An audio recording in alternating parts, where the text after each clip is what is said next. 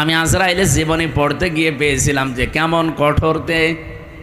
এই পৃথিবীতে যখন আদম নবীকে আল্লাহ বানাবেন তো মাটি নিতে পাঠিয়েছিলেন ফেরেশতাদের, যারে যারে পাঠিয়েছে একটা ফেরেশতাও মাটির কন্দন দেখে পারে নাই। শেষ পর্যন্ত আজরাইল এসে থাবা লাগিয়েছিল, খামসা দিয়েছিল মাটিতে, ও কন্দন করেছিল। আজরাইল বলেছে, দেখেন আপনার কন্দনে আমার মন গলবে না, কারণ আমি আমার মালিকের নির্দেশ পালন করছি। অথচ এর আগে 3 ফেরেশতা কিন্তু এসেছিল, জিবরাইল, মিকাইল, ইসরাফিল। কন্দন দেখে তারা ভুলে গেছে, পারে নাই। হযরতে আজরাইল যখন এক খামসা দিয়েছেন, তাফসিরে পড়েছি তার এই এক খামসার ভেতরে মাটি ছিল 40 মণ। ওইটা দিয়ে আমাদের আদম নবীকে আল্লাহ বানিয়েছিলেন, আদি পিতাকে। 60 হাত লম্বা, 36 হাত মোটা। আমার মনে হয় এরকম মানুষ যদি এখানে আসে আমরা অনেক অজ্ঞান হয়ে যাব।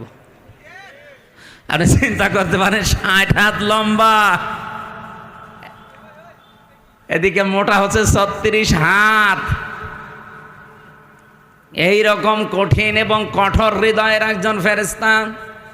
তিনি বলেন, আমি জীবনে 2 দিন কন্দন করেছিলাম মানুষের জান কবজ করতে গিয়ে, তাছাড়া আমার কোনো দিন চোখে পানি আসে নাই। একদিনে আজরাইল এই সাদ্দাত যেদিন জন্ম নেয় ওই দিন, আর এই আর একদিন যেদিন ও মারা যায় ওই দিন। ও জন্ম হয়েছিল নদীর ভেতরে, সাগরে জাহাজ ডুবে গেলে ওর মা একটা কাঠের উপরে, তক্তার উপরে ভাসছিল। ওই সময় ওর জন্ম হয়। কাঠটা বুকের উপরে রেখে দিয়ে সন্তানটা কাঁধের উপরে রেখে এভাবে কষ্ট করে করে চলছিল। হঠাৎ আল্লাহ বললেন, আজরাইল এই মহিলার জান কবজ করে নিয়ে আস। আজরাইল এসেছিল, দৃশ্য দেখে বলছে, আল্লাহ এ অথই সাগরে এই ছেলেটা, তোমারে যা বলেছি কাজ করে আসো, কিছু দেখা লাগবে না। ও কিন্তু জান কবজ করার পরে মেয়েটা পানির নিচে তলিয়ে গেছে, আর এই বাচ্চাটা সাগরে ভাসছিল এই কাঠের ওপরে। ভাসতে ভাসতে এক কিনারায় পৌঁছিয়ে দিয়েছে ঢেউ তাকে। বাঘে নিয়ে তারে মানুষ করে বাঘের দুধ খেয়ে লোকটা বড় হয়েছে। বলেন তো কোথা থেকে কোথায় নিয়ে এসেছে আল্লাহ তাকে? এই লোকটা যেদিন হুদ নবীর কাছে নিজের পরিচয় দিয়ে যে জান্নাত জাহান্নামের কথা তুমি শোনালে, তোমার ওই জান্নাত আমার লাগবে না, আমি নিজে জান্নাত বানাবো।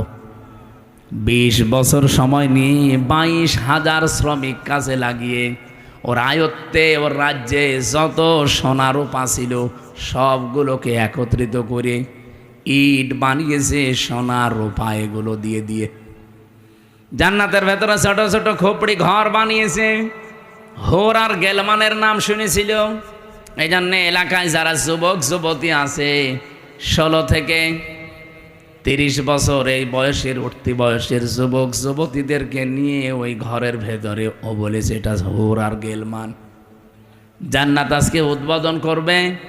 আমি ঘটনা বলার জন্য এখানে একটা শিক্ষা আছে, ভালো করে শুনবেন, কারণ আমাদের জন্য সামনে এটা হাসতে পারে। জান্নাতে যখন মেন গেটে যাবে আজকে উদ্বোধন করার জন্যে, একটা পিপিলিকা যাবার মতো কোনো রাস্তা নেই, এত কড়া পাহারা চলছে। হঠাৎ করে দেখে জান্নাতের মেন গেটে একজন ফকির বেশে লোক বসা। তো দেখেই রেগে গেছে, এখানে ঢুকলে কি করে?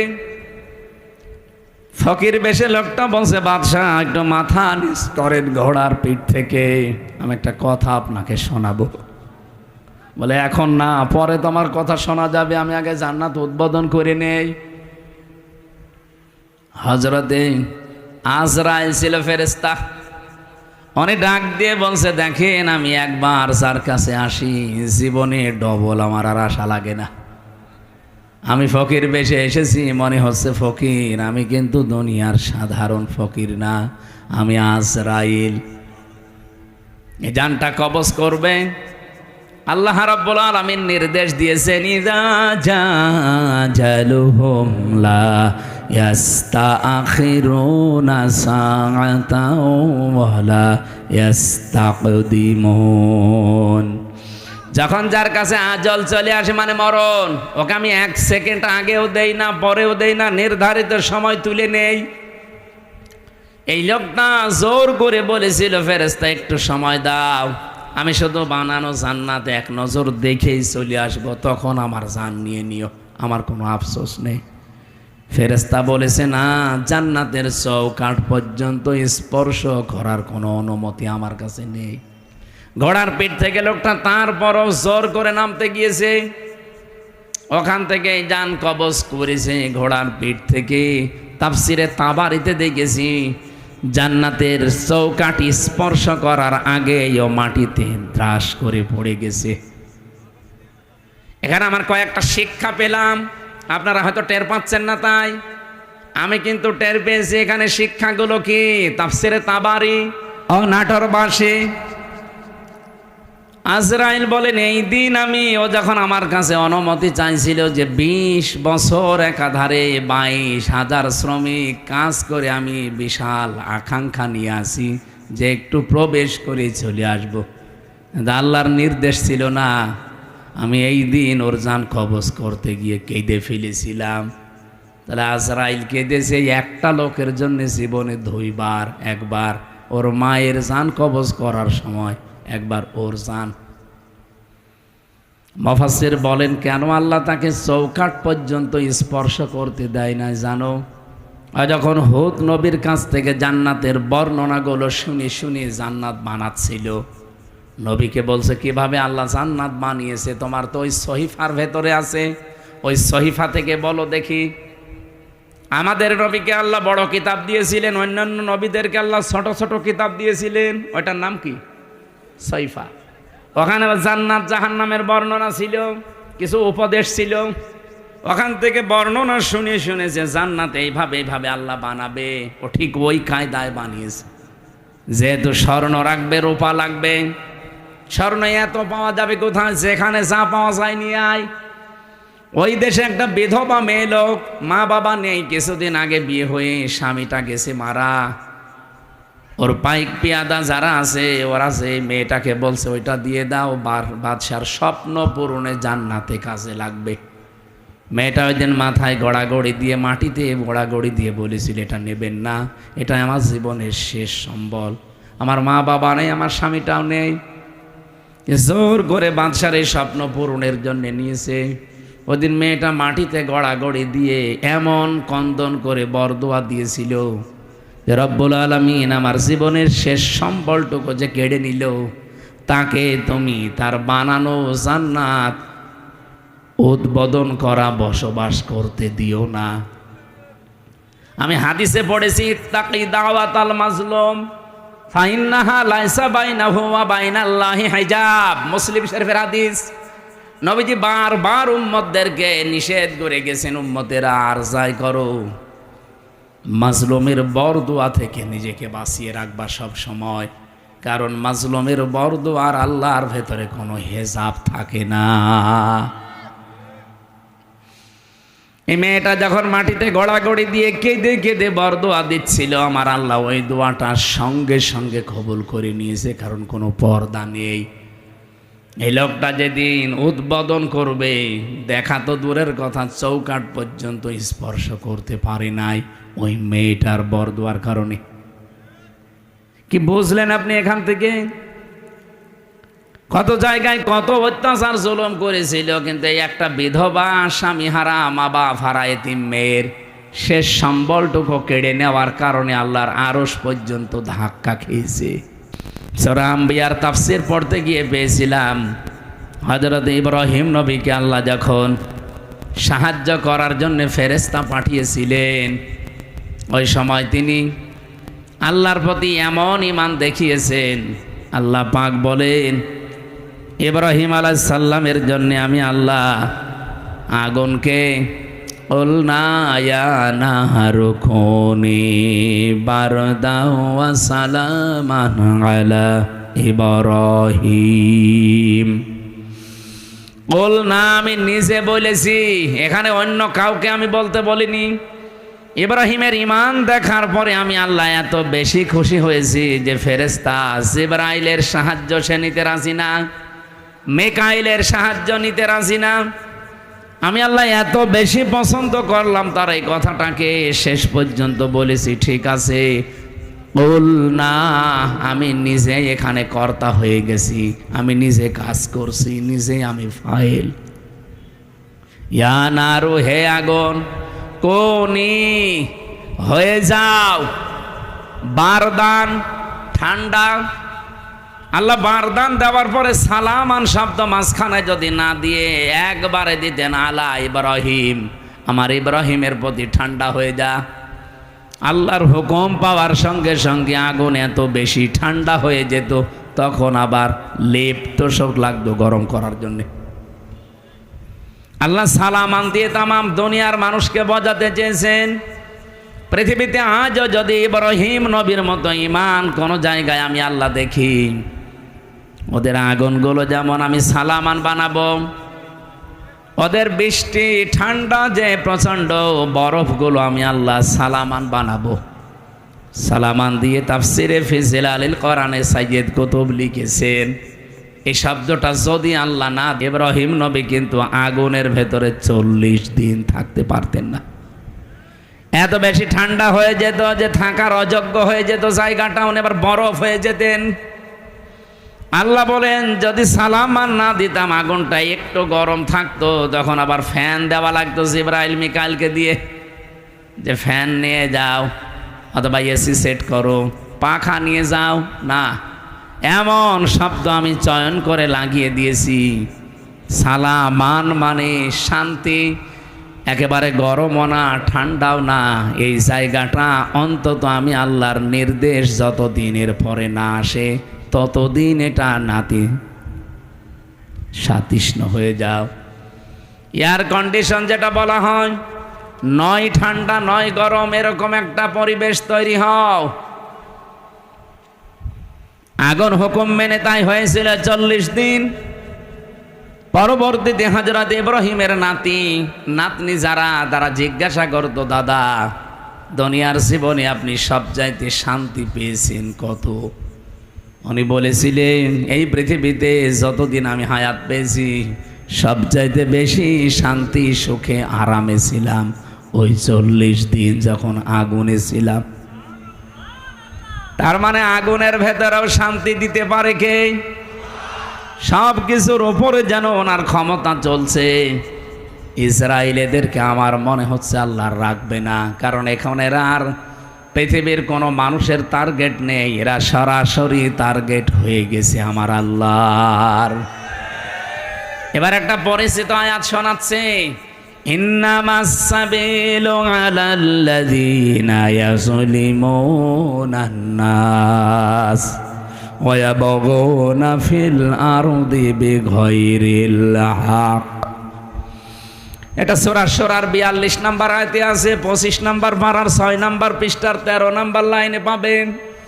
আল্লাহ পাক বলেন, আমি আল্লাহ নিজে মামলা দেব, কেস দেব, অভিযোগ দায়ের করব তাদের বিরুদ্ধে, দুনিয়ায় যারা মানুষ হয়ে মানুষের ওপরে জুলুম করে, অত্যাচার করে। নাটোরবাসী একটু খেয়াল করেন আল্লাহর বক্তব্যের দিকে। আল্লাহ কিন্তু ইয়াজলিমুনাল মুসলিমুনা দেননি, যে যারা মুসলমানদের ওপর অত্যাচার করে তারা আমি আল্লাহর টার্গেট, তাদের বিরুদ্ধে মামলা না। ইয়াজলিমুনা নাস, ইয়াজলিমুনা এটা মুজারে, বর্তমান ভবিষ্যৎ, প্রেজেন্ট ফিউচার। নাস মানে মানুষ, নাসের আগে আল্লাহ আলিফ লাম দিয়েছেন।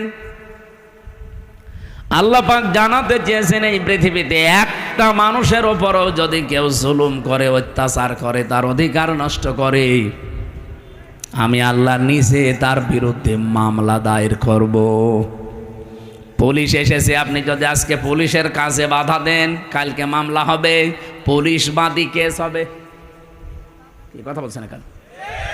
আপনি জিজ্ঞাসা করেন ওনাদের কাজে বাধা দেবেন, কালকে আপনি মামলার আসামি হয়ে যাবেন, পুলিশ বাদী মামলা হবে। আপনি এখন আল্লাহর কাজে সরাসরি বাধা দিচ্ছেন, তার মানে এই দুনিয়াতে যেই মানুষগুলো মানুষ হয়ে মানুষের ওপরে জুলুম করে, তাদের অধিকার নষ্ট করে, তাদের বেঁচে থাকা কেড়ে নেয়, তারা কিন্তু আর সাধারণ নেই, তারা আল্লাহর মামলার আসামি।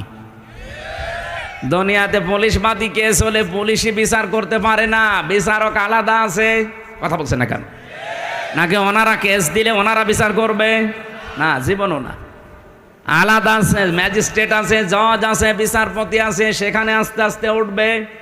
যদি নাটোরের ম্যাজিস্ট্রেট কোর্টে যায়, এখান থেকে যাবে জজ কোর্টে। এই নাটোর জেলা যদি না হয়, এখান থেকে চলে যাবে হয়তো বিভাগীয় শহরে রাজশাহী। সেখান থেকে যদি না হয়, এখান থেকে চলে যাবে একেবারে রাজধানী ঢাকা হাইকোর্টে। হাইকোর্ট থেকে যদি না হয়, চলে যাবে সুপ্রিম কোর্টে। ওখানে আবার বেঞ্চ আলাদা আছে। এই যে বাংলাদেশের সিস্টেমগুলো দেখলেন, যারাই মামলা দিক তারা নিজেরা বিচার করতে পারে না, আলাদা আলাদা বেঞ্চ আছে। আর আল্লাহ বলেন, আমি নিজে মামলার দায়ের করব আর নিজেই বিচার করব। আপনি কথার ওজন টের পাচ্ছেন? আল্লাহ নিজে মামলা দায়ের করবে, নিজেই বাদী, আবার নিজেই বিচারপতি। সুতরাং এই 15.5 বছরে বাংলাদেশে যারা জুলুম করেছেন, আপনি নিজে তো জানেন যে আপনি জালেম কিনা। আপনি কিন্তু আর হামজার মামলার আসামি নেই, আপনি সরাসরি আল্লাহর মামলার আসামি।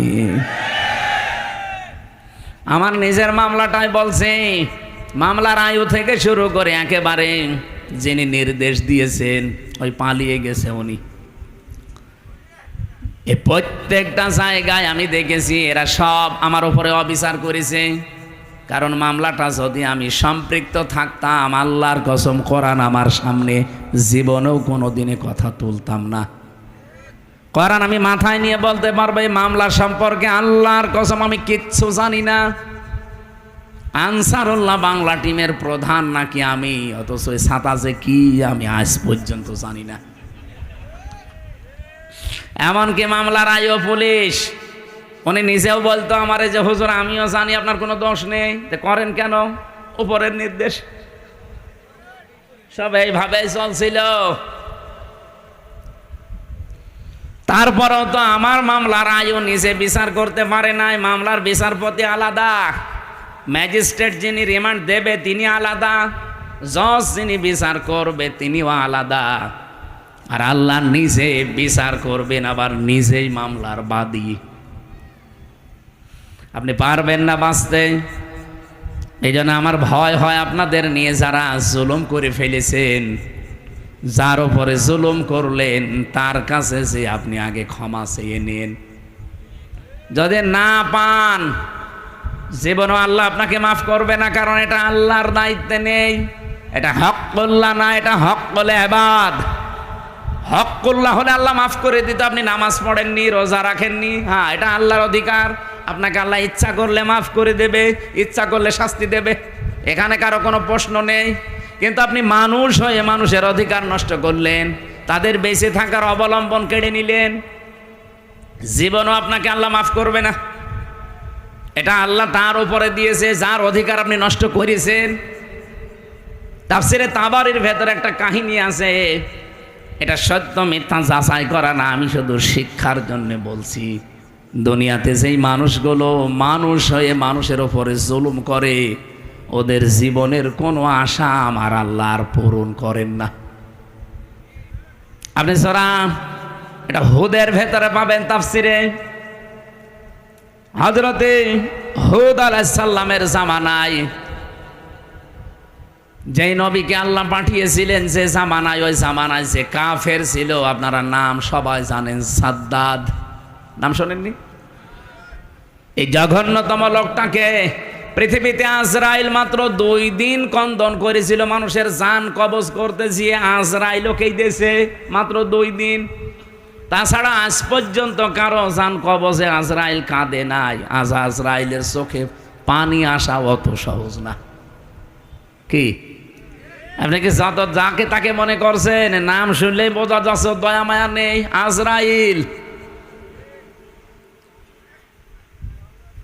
ওলিয়াতাওয়াফাকুম মালাকুল মাউতিল্লাযী ওয়াক্কিলা বিকুম সুম্মা ইলা রাব্বিকুম তুরজাউন। আমি আজরাইলের জীবনী পড়তে গিয়ে পেয়েছিলাম যে কেমন কঠোরতে। এই পৃথিবীতে যখন আদম নবীকে আল্লাহ বানাবেন, তো মাটি নিতে পাঠিয়েছিলেন ফেরেশতাদের। যারে যারে পাঠিয়েছে, একটা ফেরেশতাও মাটির কন্দন দেখে পারে নাই। শেষ পর্যন্ত আজরাইল এসে থাবা লাগিয়েছিল, খামসা দিয়েছিল মাটিতে, ও কন্দন করেছিল। আজরাইল বলেছে, দেখেন আপনার কন্দনে আমার মন গলবে না, কারণ আমি আমার মালিকের নির্দেশ পালন করছি। অথচ এর আগে 3 ফেরেশতা কিন্তু এসেছিল, জিবরাইল, মিকাইল, ইসরাফিল। কন্দন দেখে তারা ভুলে গেছে, পারে নাই। হযরতে আজরাইল যখন এক খামসা দিয়েছেন, তাফসিরে পড়েছি তার এই এক খামসার ভেতরে মাটি ছিল 40 মণ। ওইটা দিয়ে আমাদের আদম নবীকে আল্লাহ বানিয়েছিলেন, আদি পিতাকে। 60 হাত লম্বা, 36 হাত মোটা। আমার মনে হয় এরকম মানুষ যদি এখানে আসে, আমরা অনেক অজ্ঞান হয়ে যাব। আপনি চিন্তা করতে পারেন, 60 হাত লম্বা, এদিকে মোটা হচ্ছে 36 হাত। এই রকম কঠিন এবং কঠোর হৃদয়ের একজন ফেরেশতা। তিনি বলেন, আমি জীবনে 2 দিন কন্দন করেছিলাম মানুষের জান কবজ করতে গিয়ে, তাছাড়া আমার কোনো দিন চোখে পানি আসে নাই। একদিনে আজরাইল, এই সাদ্দাত যেদিন জন্ম নেয় ওই দিন, আর এই আর একদিন যেদিন ও মারা যায় ওই দিন। ও জন্ম হয়েছিল নদীর ভেতরে, সাগরে জাহাজ ডুবে গেলে ওর মা একটা কাঠের উপরে, তক্তার উপরে ভাসছিল। ওই সময় ওর জন্ম হয়। কাঠটা বুকের উপরে রেখে দিয়ে সন্তানটা কাঁধের উপরে রেখে এভাবে কষ্ট করে করে চলছিল। হঠাৎ আল্লাহ বললেন, আজরাইল, এই মহিলার জান কবজ করে নিয়ে আস।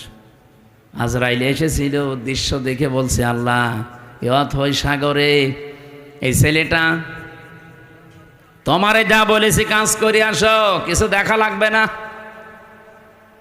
ও কিন্তু জান কবজ করার পরে মেয়েটা পানির নিচে তলিয়ে গেছে, আর এই বাচ্চাটা সাগরে ভাসছিল এই কাঠের ওপরে।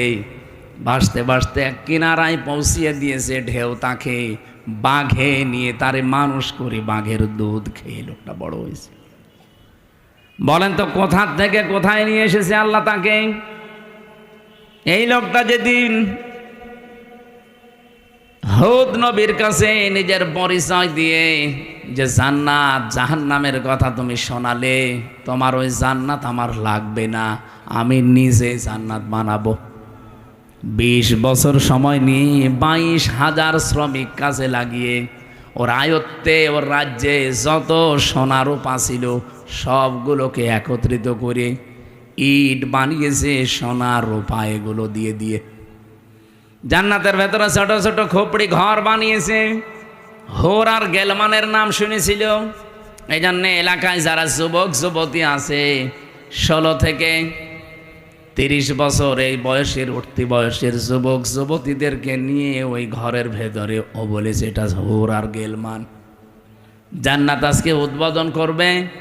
আমি ঘটনা বলার জন্য এখানে একটা শিক্ষা আছে, ভালো করে শুনবেন, কারণ আমাদের জন্য সামনে এটা হাসতে পারে। জান্নাতে যখন মেন গেটে যাবে আজকে উদ্বোধন করার জন্যে, একটা পিপিলিকা যাবার মতো কোনো রাস্তা নেই, এত কড়া পাহারা চলছে। হঠাৎ করে দেখে জান্নাতের মেন গেটে একজন ফকির বেশে লোক বসা। তো দেখেই রেগে গেছে, এখানে ঢুকলে কি করে? ফকির বেশে লোকটা বলছে, বাদশাহ, একটু মাথা নিচ করেন ঘোড়ার পিঠ থেকে, আমি একটা কথা আপনাকে শোনাবো। বলে এখন না, পরে তোমার কথা শোনা যাবে, আমি আগে জান্নাত উদ্বোধন করে নেই। হযরতে আজরাইল ছিল ফেরেশতা। উনি ডাক দিয়ে বলছে, দেখেন আমি একবার যার কাছে আসি জীবনে ডবল আমার আর আশা লাগে না। আমি ফকির বেশে এসেছি, মনে হচ্ছে ফকির, আমি কিন্তু দুনিয়ার সাধারণ ফকির না, আমি আজরাইল। এই জানটা কবজ করবে। আল্লাহ রাব্বুল আলামিন নির্দেশ দিয়েছেন, ইযা জাজালুহুম লা ইয়াস্তাখিরুনা সাআতাও ওয়া লা ইস্তাকদিমুন। যখন যার কাছে আজল চলে আসে, মানে মরণ, ওকে আমি 1 সেকেন্ড আগেও দেই না, পরেও দেই না, নির্ধারিত সময় তুলে নেই। এই লোকটা জোর করে বলেছিল, ফেরেশতা একটু সময় দাও, আমি শুধু বানানো জান্নাতে 1 নজর দেখেই চলে আসবো, তখন আমার জান নিয়ে নিও, আমার কোনো আফসোস নেই। ফেরেশতা বলেছে, না, জান্নাতের চৌকাঠ পর্যন্ত স্পর্শ করার কোনো অনুমতি আমার কাছে নেই। ঘোড়ার পিঠ থেকে লোকটা তারপরও জোর করে নামতে গিয়েছে, ওখান থেকে যান কবজ করেছে ঘোড়ার পিঠ থেকে।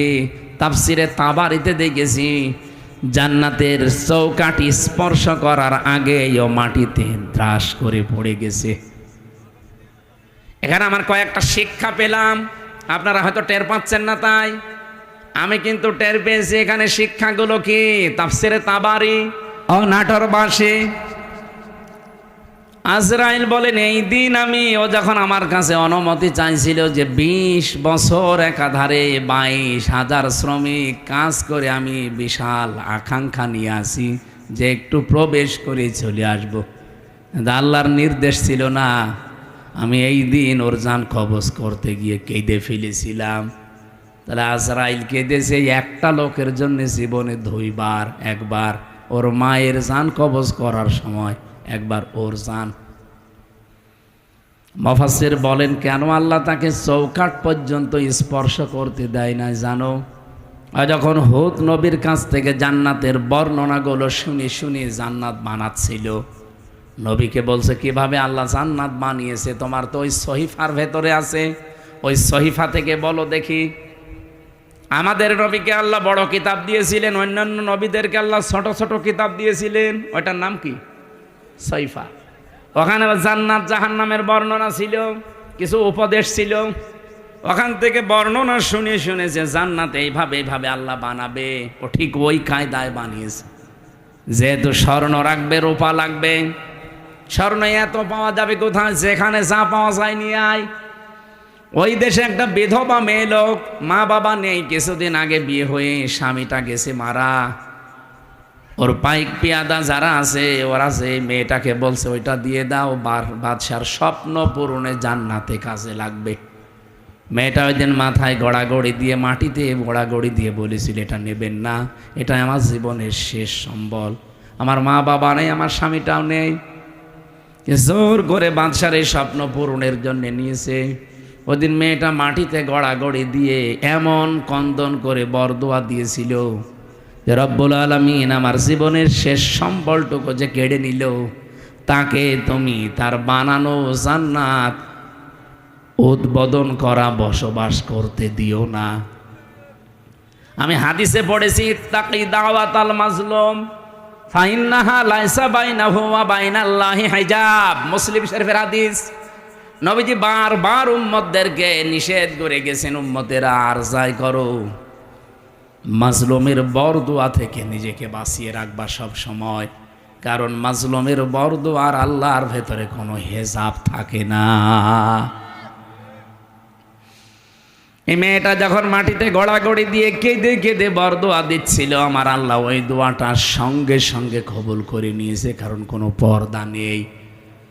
এই লোকটা যেদিন উদ্বোধন করবে, দেখা তো দূরের কথা, চৌকাঠ পর্যন্ত স্পর্শ করতে পারে নাই ওই মেয়েটার বরদোয়ার কারণে।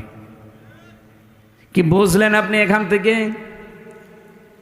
কত জায়গায় কত অত্যাচার জুলুম করেছিল, কিন্তু এই একটা বিধবা স্বামী হারা মা বাপ হারা এতিম মেয়ের শেষ সম্বলটুকু কেড়ে নেওয়ার কারণে আল্লাহর আরশ পর্যন্ত ধাক্কা খেয়েছে। আপনি বলতে পারেন না যে 15.5 বছরে কত মানুষের আহাজারি এই জালেমার সাথে লেগেছিল, এমনি আল্লাহ এভাবে ধরেছে, কল্পনার বাইরে ছিল। আগস্টের 5 তারিখের 2টা পর্যন্ত কেউ জানে না যে ও পালাবে।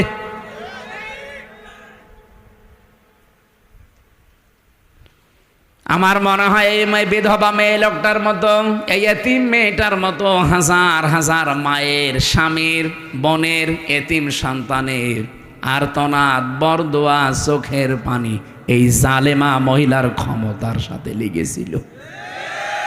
বিশেষ করে যারা আয়না ঘরে ছিল, আপনি ভাবতে পারেন, যারা আয়না ঘরে 8 বছর 10 বছর পড়ে আছে। আমি তো মাত্র 10 দিন ছিলাম মাটির নিচে, তাই আমি অজ্ঞান হয়ে গেছি। আর যারা 8 বছর 10 বছর 14 বছর পড়ে আছে, দুনিয়া কি সে জানে না, এমনকি নিজের নাম কি তাও ভুলে গেছে। আমার নাম যে ব্যারিস্টার আরমান, সে নিজেও জানে না। আরে ভাই, 10 বছর 12 বছর একটা লোককে যদি কেউ না ডাকে, ওর নাম মনে থাকবে কি করে? ওরে তো কেউ ডাকে না। ও লোকটা জানে না যে এখন দিন না রাত, এটা যে কোন বছর চলছে তা ওর জানা নেই, এটা যে কোন মাস চলছে, কি বার আজকে, কয়টা বাজে, কিচ্ছু জানে না। ও আন্দাজে নামাজ পড়তাম। আমি তো 4 ওয়াক্ত নামাজ একসাথে পড়েছি, কারণ আমি জানি না যে এখন কখন কি। আমার মাজায় দড়ি লাগিয়ে চোখে ওই কালো কাপড় বেঁধে, পেছনে হ্যান্ডকাপ দিয়ে, পায়ের সাথে ডান্ডা বেড়িতে মানে 11 ঘন্টা টাঙিয়েছিল। মানে পাটা আমার উপরে ছিল, মাটিতে ছিল না। মাঝে মাঝে ফেলতে গেলেই ওই সিসি ক্যামেরায় দেখে দেখে গরম দিত। আপনি 1, 2, 5 ঘন্টা না, 11 ঘন্টা। এদিকে দুপুর বেলা নিয়ে গেছে 1:30টার দিকে, আর আজ 11:30টার সময় নিয়ে আসতেছে। আপনি হিসাব করেন তো কত ঘন্টা হয়। এর ভেতরে মাত্র 2 বার আমাকে নামিয়েছে। আমি শুধু প্রসাব করার জন্য বলেছিলাম যে আমি টয়লেটে যাব, ওই 1.5-2 মিনিট সময় যা পেয়েছি অতটুকুই। এর ভেতরে আমার আর কোনো খাওয়া দাওয়া নেই। এর ভেতরে আমার সাথে হয় 5 ঘন্টা 7 ঘন্টা পরে হঠাৎ করে একটা গরম দিয়ে ওঠে, কারণ মাটির নিচে খালি পানির আওয়াজ পাওয়া যায়। আমার মনে হয় ওই পাশ দিয়ে কোনো ড্রেন ছিল, অথবা টয়লেটের কোনো জায়গা, কেউ পায়খানা করলে ওই পড়ে, ওই তখন আওয়াজ হয়।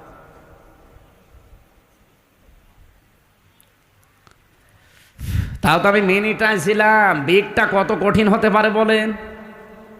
আমি ব্যারিস্টার আরমান ভাইয়ের মুখে নিজে শুনেছি, যেদিকে 3.5 হাত, এদিকে 3.5 হাত, সামনে আবার একটা টয়লেট দেওয়া আছে। আমাদেরটাও টয়লেট ছিল, এদিকে 3.5 হাত, এদিকে 2.5 হাত, সামনে টয়লেট ছিল, কিন্তু টয়লেটের আবার নেই। এই হালকা 1-1.5 হাত মতো একটা দেওয়া আছে, দেওয়াল দেওয়া আছে। বসলে দেখা যায় না, দাঁড়ালে দেখা যায়। ওরা বসে থাকে একেবারে গেটের সামনে। বলেন আপনার টয়লেট হবে কি করে? আমি একটা যুবক মানুষ, আর এরকম একটা যুবক পুলিশ যদি বসে থাকে, এই কঠিন পরিস্থিতিগুলো যারা তৈরি করেছিল, কত মানুষের তাহাজ্জুদের চোখের কন্দন পানি ওই জালেমার চেয়ারের সাথে লেগেছিল। এমনি আল্লাহ ধরেছে। সাদ্দাতকে তার এত স্বপ্ন সাদের জান্নাত ভোগ করতে দেয়নি, স্পর্শ পর্যন্ত করতে দেয়নি, খালি একটা মেয়ে লোকের চোখের পানি বরদোয়ার কারণে। আর আপনার সাথে কত মহিলার, কত স্বামী হারা, সন্তান হারা মা বাবা, তাদের চোখের পানি মিলে আছে। আমার এখন যেটা মেজো মেয়ে, ওটা তো ছোট ছিল, ওর আমি 7 মাস রেখে গিয়েছিলাম। এখন এসে আমার বয়স প্রায় 4.5 বছর। এ যে কত কন্দন করেছে। এমনকি এই যে পুলিশ এসে ভ্যানে করে আমাদের নিয়ে যায়, পিছন ভ্যানে আমার এই মেয়েটা এরকম ঝুলিয়েছিল। এ ছবি দেখেননি? আমার মনে হয় ছবিটা দেখে তামাম দুনিয়াকে দিয়েছে ওই দিন।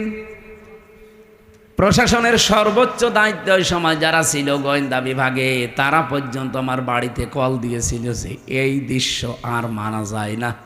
আমরা এতদিনও জানতাম যে হুজুরের কোনো দোষ নেই, এখনও জানি, কিন্তু আমাদের হাত বাঁধা ছিল। কিন্তু না, এ দৃশ্য দেখে মানুষ আর ঠিক থাকতে পারে না। বিভিন্ন জায়গা থেকে শুধু উল্টাপাল্টা কথা আসতেছে, যান আপনার ছেলেকে ছেড়ে দিলাম।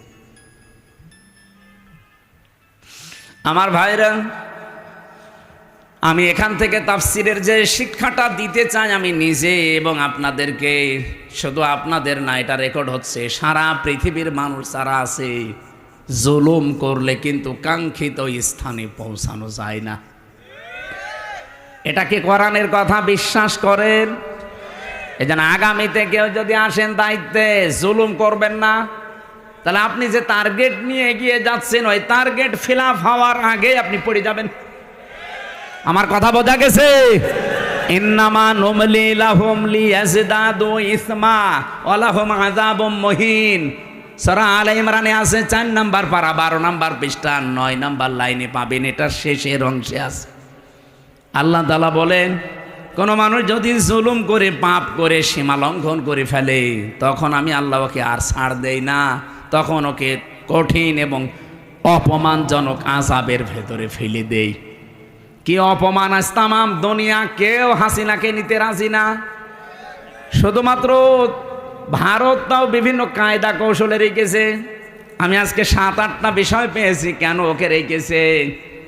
এই যে বিডিআর হত্যা, 57 জন অফিসার হত্যা, বিশেষ করে শাপলা চত্বরে আলেমদের হত্যা, এই 2টা হত্যার পেছনে সরাসরি জড়িত আছে ইন্ডিয়া নিজে।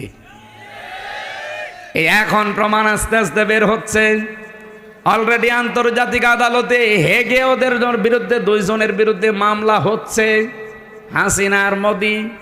এই 2 জনকে যদি সত্যি ওখানে নিয়ে যাবজ্জীবন জেল অথবা ফাঁসির রায় দিয়ে দেয়, শেষে ইন্ডিয়ার সাথে বিশ্বের বহু দেশের সম্পর্ক মানবাধিকার নষ্ট করার জন্য খারাপ হয়ে যাবে। আমি একটাও বানিয়ে বলছি না, সব আমার এখানে রেকর্ড আছে, আন্তর্জাতিক তথ্য সব। মাইক্রোসফট নাম শুনেছেন? 257টা দেশ নিয়ে তারা রিপোর্ট বানিয়েছে, বিশেষ করে বাংলাদেশের শাপলা চত্বরটা নিয়ে। আর ওদিকে বিডিআর হত্যা। কি সমস্যা কি? ওখান থেকে আশপাশে মোবাইল সরান না, এই ডিস্টার্ব করলে তোমার রাগ হয়েছে। মোবাইল আশপাশ থেকে সরান না কেন? এই ভাই, আপনি কি সমস্যা ধরতে পারছেন? হ্যাঁ, সমস্যা ধরে ঠিক করেন।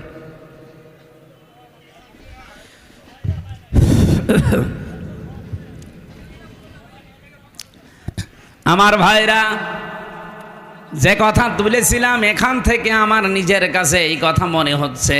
আমি নিজে যেহেতু রিপোর্টগুলো গতকালকে পেয়েছি, আর আমি বলছি একটা আমার নিজের না, খ্রিস্টানদের বানানো রিপোর্ট। ওরা তো আমার বন্ধু না, মুসলমানদের বন্ধু খ্রিস্টানরা। ওরা যখন এগুলো দিয়েছে আগস্টের 5 তারিখের পর থেকে আজকে মে মাসের 5 তারিখ চলছে, এই একাধারে 9 মাস বারবার ইন্ডিয়া এদিকে বিএনপিকে ধরে, জামাত ইসলামকে ধরে, রাজনৈতিক যত দল আছে বড় বড় তাদেরকে বারবার, বিশেষ করে সেনাবাহিনী যারা আছে এদেশে, এদেরকে চেষ্টা করেছে যে যে কোনো কায়দায় যেন এটা বন্ধ করা যায়। এটা বন্ধ ইউনুস করেনি, এটা অলরেডি চালু হয়ে গেছে। আন্তর্জাতিক আদালতে মামলা অলরেডি হয়ে গেছে, এখন এদেরকে ডাকা আরম্ভ করবে সামনে। ইন্ডিয়া বেশ ভালোভাবে জানে, প্রমাণ সব তো আছে ইন্টারনেটে। শাপলা চত্বরে কিভাবে কি করেছেন সব প্রমাণ এখন বের করে ফেলছে। পৃথিবী এত উপরে চলে গেছে। এখন যদি সত্যিই মোদির বিরুদ্ধে এই মামলা হয়ে রায় হয়ে যায় হেগে, আন্তর্জাতিক আদালতে এই হেগে যদি সত্যি রায় হয়ে যায়, আপনি বিশ্বাস করেন সামনে ইন্ডিয়ার সাথে বড় বড় চুক্তি বিশ্বের যেগুলো আছে সব তারা মানব অধিকারের দোহাই দিয়ে বন্ধ করে দেবে। ওদের সাথে ব্যবসার চুক্তি বন্ধ, ওদের দেশের লোক আরো বাইরে যারা আছে ওদের সব পাঠিয়ে দেবে। সে তো ধুতি পইলে আছে, ধুতি খুইলে বাকি যা আছে ওইটা বেরিয়ে যাবে। ও কি পাগল হয়েছে এমনি? এই কারণে হঠাৎ করে এখন মুসলমানদের ওপর অত্যাচার আরম্ভ করেছে, যেন বিশ্বের দৃষ্টি এখন অন্যদিকে যায়। আরে বিশ্বের মানুষ আপনাদের মতো গরুর মুত খায় না। আমরা জাতে মাতাল হলেও তাহলে ঠিক আছি। এই জন্য অনেকে এখন মুখ ফিরে নিচ্ছে, কাউকে যখন রাজি করতে পারে নাই। বহুবার চেষ্টা চালিয়েছিল, আপনি দেখেননি? বারবার জামাত ইসলাম বলেন, বিএনপি বলেন, রাজনৈতিক দল বলেন, ধর্মীয় যারা আছে তারা বলেন, বারবার আমরা চাচ্ছিলাম তাড়াতাড়ি নির্বাচন দিয়ে দেন। দিয়ে দিলে কি হবে? ইউনুস চলে যাবে, ওরা আবার কনভেনশন করে সব ঠিক করে ফেলবে। আর ও চাচ্ছিল যদি এভাবে অন্তত 2 বছর কেটে যায় তাহলে দেশ কন্ট্রোলের বাইরে চলে যাবে। অলরেডি এখন সামরিক একটা ঘাঁটি তৈরি হচ্ছে। আপনি দেখেছেন এই কয়েকদিনের ভেতরে মোদির মুখ শোকাতে শোকাতে এখন মনে হচ্ছে বান্দরের পেছন হয়ে গেছে। সামনে আরো কয়েকটা গেম আসতেছে। ইউনূস ভালো কি খারাপ এটা আমি জানি না, কে ওনাকে চালাচ্ছে এটা আমার দেখার দরকার নেই, কিন্তু আমরা ইন্ডিয়ার এই বলয় থেকে বের হতে চাই।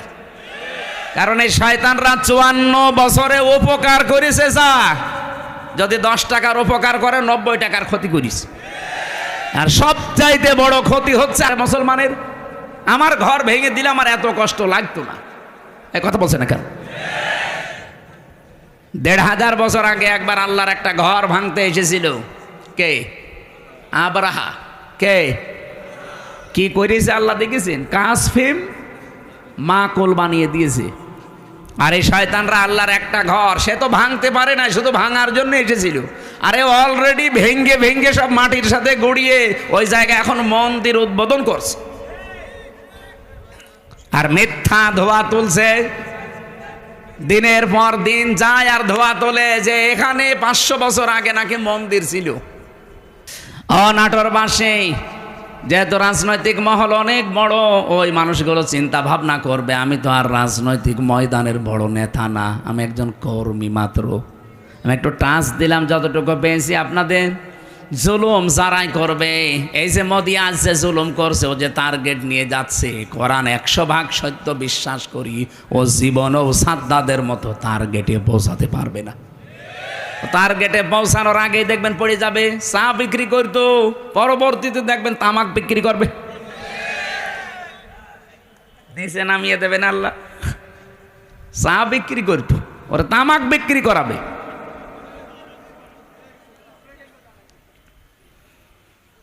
অলরেডি দাঙ্গা বাঁধিয়ে দিয়েছে ভারতে। গত পরশু দিনও দেখলাম 2 জন মুসলমান দাড়িওয়ালা ধরে সরাসরি জবাই করছে। এখন ওর হাতে আর দুনিয়ার কিচ্ছু নেই, শুধু এইটাই আছে পুঁজি যে মুসলমানদের বিরুদ্ধে হিন্দুদের উস্কিয়ে দিয়ে এদের দাঙ্গা তৈরি করে একটা ফায়দা লড়বে, ঘোলা পানিতে মাছ শিকার। এই জন্য গোবিন্দ পরামানিক কিন্তু বুঝে ফেলিছে। বাংলাদেশের পুরা বাংলাদেশ মিলে হিন্দু মহাজোট আছে, তার মহাসচিব গোবিন্দ চন্দ্র পরামানিক গত পরশু দিনও জানিয়েছে না যে তামাম পৃথিবীর হিন্দু ভাইরা, হিন্দু বোনেরা সবাই এই মাতাল মোদিকে থামান। একটা মাতাল এই শয়তানের মনোবাসনা পূর্ণ করতে গিয়ে যা আরম্ভ করেছে, এ পৃথিবী কয়েকদিন পরে বসবাসের অযোগ্য হয়ে যাবে, কারণ ঘরে ঘরে তখন মারামারি শুরু হবে। এই জন্য লোকটাকে থামাতে বলছে। আমরাও চাই হিন্দু ভাইরা যারা আছেন, অন্যান্য খ্রিস্টান ধর্মের যারা আছেন, খ্রিস্টান ভাইদের কি বিবেক বুদ্ধি সব কি লোপ পেয়েছে? আপনাদের মেয়েকে, আপনাদের বোনকে এই ইন্ডিয়ার বুকে ওরা উলঙ্গ করে রাস্তায় হাঁটিয়েছে 17 সালে। এই কথা বলছেন না কেন? আমাকে বানিয়ে বলছি। আপনাদের মাকে, বোনকে, মেয়েকে যারা উলঙ্গ করে রাস্তায় হাঁটাতে পারে, তাও রাজপথে, আপনাদের কি বিবেকে কুকুরে প্রসব করেছে? বিবেকটা জাগ্রত হচ্ছে না? অন্তত উগ্রপন্থী, সন্ত্রাসী, জঙ্গি এই যে যারা আছে এদেরকে থামানো দরকার এখনই, নাই তো এ বাতাস বাংলাদেশে আসলো বলে তখন আমরা নিজেরা কামড়া কামড়ি করে মরা লাগবে। ওরা এমনি বারবার এই হাওয়া দিয়েছিল, কিন্তু বাংলাদেশের মানুষ যাই হোক কোনো হাওয়াতে ফলে নাই। ফুটবলকে একবার একজন জিজ্ঞাসা করছে যে এত লাথি খাও কেন?